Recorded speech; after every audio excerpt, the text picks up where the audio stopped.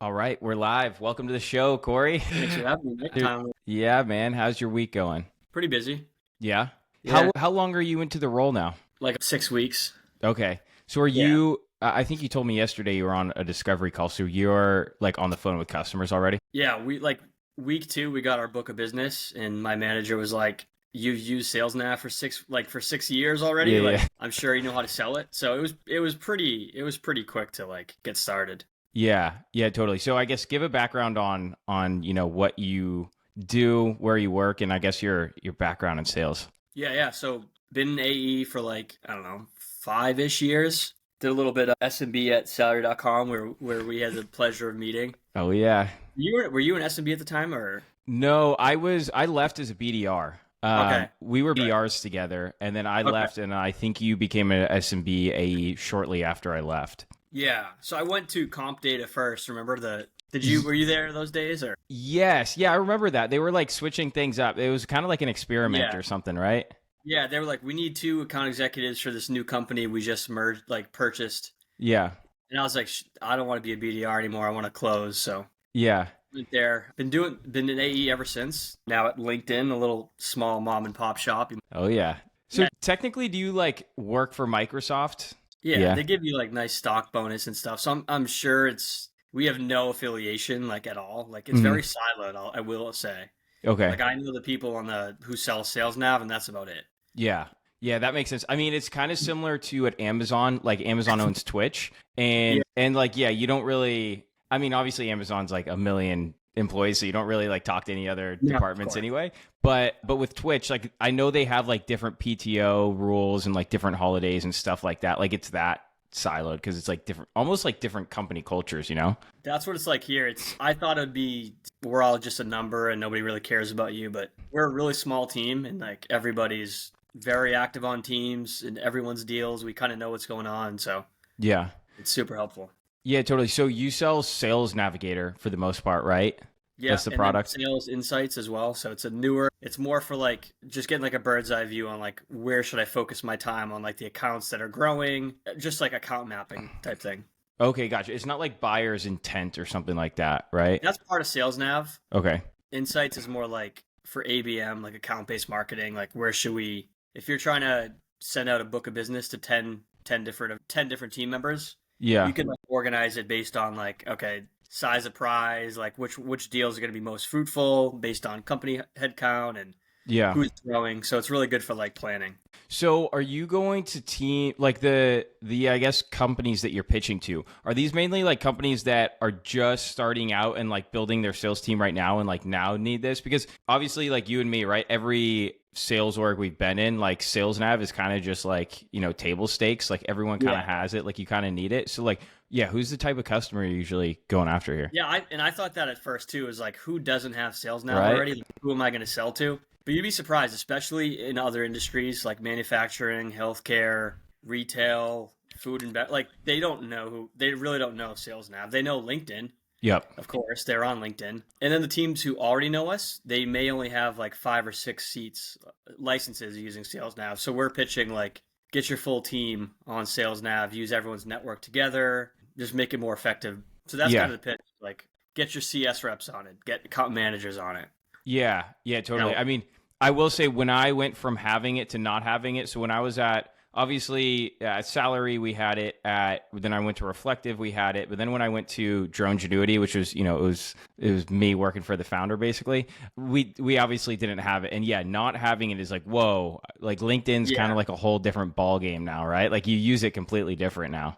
that's how we start our calls. Like, hey, this is what free LinkedIn does. You already know, but this is what Sales Nav does. And some people are like blown away. Like, wow, I can see every account at LinkedIn and just like where they're growing and who to reach out to, like find decision makers. And Yeah, so it's awesome. The only thing that I would say, my least favorite thing about Sales Nav is that but this is kind of every prospecting tool. I wish it could get like a little more granular. So I'm doing this project. I'm trying to find a bunch of like dentists, basically, or owners of dental practices, and drilling down into like the right ICP can be tough. You just have to like learn how to like take out certain things, but it's yeah, still yeah. not quite there with keywords. Sorry, I don't mean to Yeah. like. Do you know Boolean at all? Like, do you know how to do it or? Oh, I know what you're talking. It's basically like writing functions, like Excel Yeah, almost, right? you can Yeah. do that in Okay. link. So there's ways around it, but yeah, that's really the only way you could get around it is doing Yeah. long, complex Boolean strings. Yeah, right. That's kind of I bet there's a like Chat website that GPT. yeah, like I feel like you should be able to go onto a website and be like, this is what I want to do, like spit out the actual like text for it. You could chat GPT. You could Really? figure it out. Yeah. Yeah. Man, maybe I need to do that. Well, sweet. Thanks for that. So you ready to get into the Let's do it. news of the week? Dude, I gotta just say something very exciting happened today with the newsletter. I'm pretty pumped about it. So we did have HubSpot in the newsletter this week, and they ran us in the Hustle this morning, which if you're familiar with the Hustle, it's like the newsletter they acquired a couple of years ago. I've heard. They have like 2 or 3 million subscribers, and they put us in the Hustle this morning. And yeah, we've gotten a lot of subscribers already this morning. It's pretty stuff. exciting, man. Yeah, I'm a little hyped up this morning. But so to get into the newsletter topic, so usually I just go through the news, but I wanted to include like the actual topic that we went over on Tuesday that you were, anonymously a part of. But basically like asking sales reps which career they'd choose if they started again today, which I think is like, it's the play that I wanted to take on it is, how people ask millionaires all the time, like if you had to start over today and make another $1 million, like how would you do it? Right. And it's like knowing what you know now, how would you start in sales again today? Which I think the takeaways that I had from it that I thought were interesting is like everyone that was in SaaS or data or whatnot was like, I'd start in the same thing. Like maybe I'd choose a little bit of a different product. Like maybe instead of selling, data solutions, I'd sell CRM solutions or whatnot, but it was all SaaS. So I don't know. What's your opinion on it? I kind of think that like we get so siloed into an industry that like you don't even kind of understand what's out there, or we just like kind of pick the right industry right off the bat. Yeah, I think you don't know what you don't know, right? So like if I were to say what I almost put down was like, medical sales or like pharmaceutical sales. But then thinking back, I'm like, I don't know, that might have sucked. I have friends in medical sales, and it's a lot of bringing donuts to doctors' offices and like stuff, just mingling, stuff like that, which I don't really want to do. So I don't know. I don't know what else is out there, I guess. I've been so, like you said, I've been so siloed in software and SaaS, and like I would just do the same thing, just take some lessons I've learned and like do things a little different. 100%. I mean, I think everyone that's ever sold in software or in tech has probably looked at medical sales reps and be like, oh, because all you hear about is how much money they make, right? Yeah. But I'm sure the medical sales reps think the same thing about tech, because all that anybody talks about is how much you can make in tech, right? So like, yeah. I know it's like a grass is always greener type thing, but medical is very interesting to me because it is more in person. And you know how like you go through those times where you're working at home for so long, you're like, oh, I kind of wish I could just get out there and like go talk to people. I'm like talking to the mailman when he sees me, he's running away. Yeah, exactly. I mean, dude, it's real. Like people get lonely sitting in their, house all day. So I think that's something that's interesting with medical sales. But I'm sure that you kind of get tired of it, walking into a medical practice every day and begging them to, take some time with you. So yeah, it's interesting. Next one we have is firing the top sales rep actually helped a company increase its sales and profits. This is a tough one. So like if you were a business owner and you knew let's say your top sales rep was closing like the most business out of anyone, but he was like absolutely toxic. Like I feel like the right thing to do is to let them go, but I don't know that I could do it. I mean, it would be hard, right? What do you think? Yeah, it'd have to be like depending on how good, like how much revenue your business is making, and like, are you guys barely making it? Yeah. Or it's like, hey, we're doing really well. Like our inbound lead flow is like really good, and Joe, who's killing it, like we think another rep can come in and do the same thing he's doing now. Like he's getting more leads, better leads. I don't know. And if he's like bringing the morale down of like everyone else, like maybe the middle performers are doing worse because of him, like that can have, I think, more of an impact, like a negative impact. Yeah, totally. I think that we had some, interesting characters we worked with over the years, even when we were both at salary.com, right? Where it's like everybody kind of just like that person might be, a prospecting machine, or they may do like a ton of work, but at the same time, it's like, there's just something like having them on the team kind of brings down morale, and it just kind of sucks, Yeah. I also saw he was just like bad for the customers too. Like the customers he sold to didn't even like him. So yeah. Maybe he was baiting and switching, like closing bad deals, and the people were pissed once they signed. I don't know. Yeah, that's another good thing. Like you always wonder, like if they're so toxic, how are they such a good sales rep? And sometimes, yeah, maybe it does come down to like, just fraud actually. Yeah, right. It's like yes takes over, and they're like, "What did you sell him?" Yeah, exactly. What every sales rep wants to do, right? Oh yeah, that's Yeah, on our roadmap. Should be there in the next six yeah, months. yeah, Yeah, right. absolutely. So next one we have here is that a company fired their sales manager because his duties were seen as redundant. Basically, someone was already doing them. There was no need for him. And then as soon as they fired him and he left, they hired someone to take over his role and do all of his duties again. So the reason this got put up as a news story is because I think that sales manager is now filing a claim against the company or trying to get some, workers comp or whatever it is. What do you think about that? They must. So I saw they switched the title of the new guy coming in. I think so. They're probably just paying him way less to do Yeah. the same tasks. Yeah.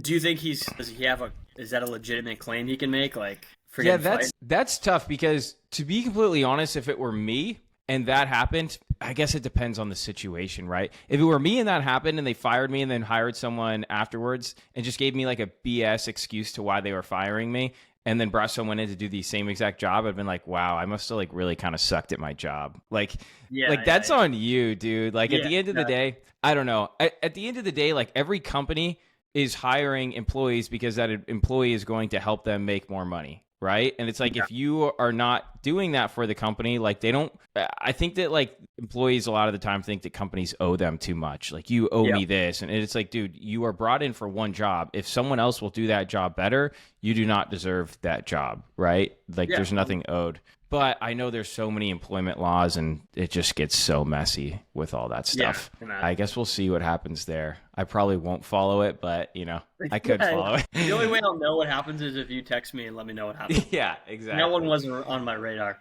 Yeah, I'll say, oh yeah, we'll see what happens to that in the future. Yeah. I don't really care that much. How did the guy even know that he was replaced for, you know what I mean? Like he must have connections at the company. Yeah, or like if you are like fired, I guess, and you're like so distraught over it, you're definitely, and then you don't have a job afterwards, you're probably on LinkedIn every day, just like, what's that company? It's like looking at your ex's, Instagram, like, like they better not be happy without me, right? Or do they have a new man? Yeah, that's a good question though. I'm not really sure. Next topic we got here though is everybody in sales making over 200K? And this was a Reddit post because it feels like it sometimes, right? Yeah. I think I've had recruiters message me like, hey, OT for this job's like 420. And I'm like, well, how many people are hitting quota? And am I going to get laid off in 3 months? Because they're just overpaying everyone. So I don't know. I would take a more realistic opportunity than someone that had just blown BS at like 400K OTE. Yeah, it does seem like I see a lot of LinkedIn posts like, here's how I made my first $1 million in tech sales in like a year and a half or a year. Yeah. And I'm like, what are they doing that I'm not doing? Yeah, I think, okay, so a lot of those guys I know that you're referencing, they're all funneling to a coaching program, right? Yeah. They're saying like, I made $1 million and this is how you can do it too. Yeah. What they don't mention is like they were the sales rep at Gong when they went from like, 1 million to 50 million, right? And it's like, okay. Yeah, it's like, okay, you were at like a rocket ship and just so happened to be there. Like, yes, you made a ton of money. I'm sure you were a great sales rep. Most of them aren't in sales anymore. So it's like, those that can't teach a little bit. I don't want to say that, but it's like a little bit of that, right? And a lot of it is timing. Like now they're coaching when it's the hardest to sell that it's ever been. 100%. It's like, go take a job right now and see if you can make $1 million, right? Like, here's my book of business guy from Gong. I don't want to say her name. Make $1 million, please. Yeah. You know what it reminds me a lot of too is like, how there's so many like real estate courses getting peddled. Like I bought this house for 60 grand and now it's worth 300 grand. It's like, you just so happen to graduate college, be like 25 years old when the 2008, bubble burst, right? Yeah. And you just so happen to like get into real estate and start buying then. If you did the same thing today, you would not have the portfolio you have, or you wouldn't have houses. You kind of just hit like just the right time. I think Steve Jobs mentioned a little bit of that too, didn't he? Like he was born at the perfect time. His neighbor was one of the guys he ended up working with, or something like that. Yeah, Am I- I mean Wozniak. I mean, you could Yeah. definitely you could say that about every single successful person, right? Like I just so happened to be born at the time where an iPhone was something we could put in our hand and you could tweet and Exactly. reach millions of people. Like, Yeah, yeah. yeah, there's a lot of that. You know what else this reminds me of is I don't know if it's just me, but I feel like I've heard 10 plus people claim that they've been the top sales rep at Salesforce at some time in their life. Yeah, Like, yeah. I think that's something you can say because nobody can fact check it. I mean, somebody can fact check it, Maybe, you know? yeah, yeah. But it's Somebody such a big can. company that they're like, I'll just take his word for it, and like, Yeah, totally. And I know one of my old managers actually worked at Salesforce during the time where they were really booming. And they had so many sales reps that your territory wasn't like you got a state or you got like a half of a state or something. It's like Yeah, you got a zip yeah. code. No, you got a zip code. Yeah. That's And so the top sales rep at the time actually sold Groupon when they were like exploding, right? So like that was a right time, right zip code, right? And it was like you kind of have to get lucky with those things. I know people say like, you know, territories don't matter, but they 100,000% do, right? Like it just so happens that one of the biggest, you know, rocket ships at that time was one of your accounts in that territory. But the reason I bring that up is because I think I've gotten like 5 Facebook ads recently all about this guy that's like peddling a basically SaaS course on how to, or SaaS sales course. And he's like, I was the top sales rep at, you know, for this time. And it's like, I've heard like 7 other people say that as well. yeah, I'll be top reps. Sales. Exactly. I consume a lot of like sales related content on LinkedIn, Instagram, whatever it is. And all my ads are just so catered to that. And I'm like, I got like fitness guys, or like, I don't know if you know, I can't even think of his name, but he's like a super buff guy and he sells like used cars, I think. Oh, you're talking about Andy Elliott. Yeah, Andy Yeah. Elliott. He'll just like pick someone out of the crowd and be like, take your shirt off right now. Maybe like a little bit overweight. He'll be like, that's why you can't sell. Like, you want your kids to look at you like that? They do a lot of like BS like that. It's like, and I understand what they're doing, but I don't know. I wrote a blog post on Andy Elliott actually because one of his reels went viral and it was like, if you don't have a 6-pack, you can't be on my sales team. Like I give everyone 60 days, and it's like, do they have to take steroids as well? Because I've gone back and saw what he looked like in his 30s, and it was not that. And it's like you don't go from like 30s to 40s and become like an absolutely ripped jack dude just from like working out and being dedicated, right? It's like that's steroids to a T. I will say though, he did hit one nerve point for me. He had some guy come on and he goes, take your shirt off, and the guy was a little like nothing crazy. I know the guy you're talking about, yeah. And he's like, you have kids, right? Yeah. I went to the gym, Nick, like an hour later. Not even to your point, but I didn't go the next day. Like, good for like a short period of time, you know? Yeah.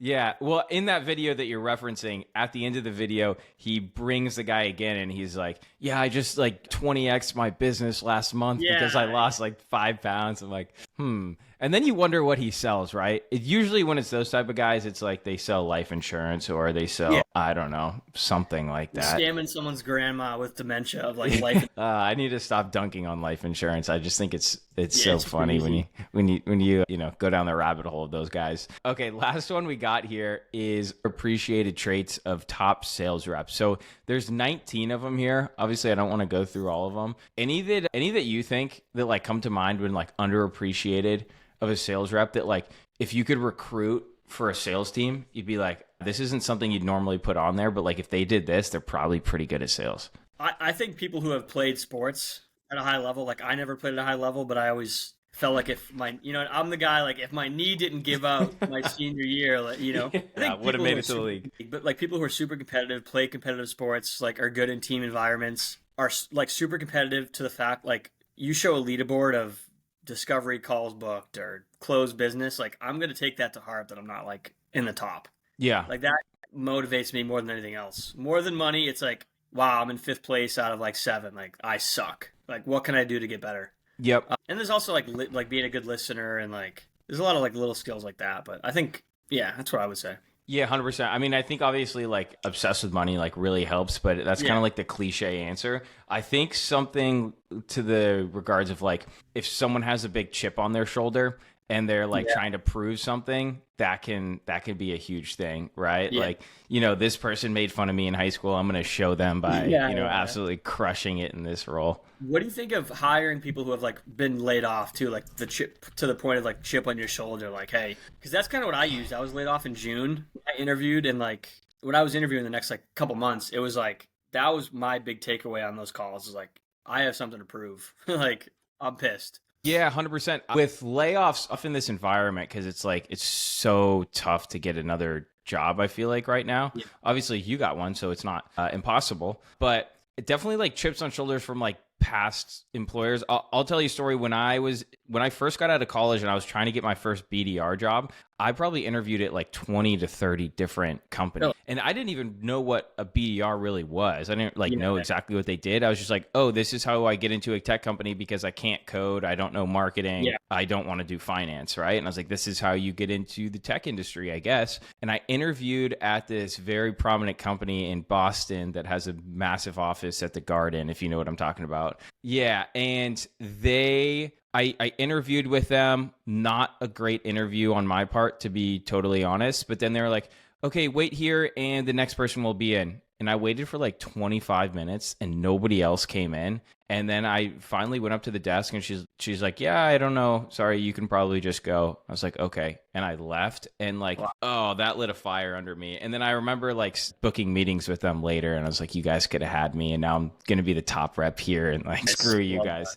That definitely was like, I don't know, chip on my shoulder. Oh, right? 100%. Yeah. 100%. Well, sweet. That's all the news that we have for today. Anything else you wanted to bring up? No, what's new with you? I haven't talked to you in a bit. Not much, man. I'm trying to grow this newsletter and this, trying to focus on some video as well, right? Because I think video can scale well, and then you can chop these up into clips and do things like that. But yeah, trying to grow the newsletter. I'm still like living on a high from getting mentioned in the hustle. Yeah, it's funny because it's just like one tiny link at the bottom of the newsletter and like there, check these things out. But it's getting like so much traffic. I mean, when it goes out to 2 to 3 million people, right? Like it's bound to get some clicks. Yeah, 100%.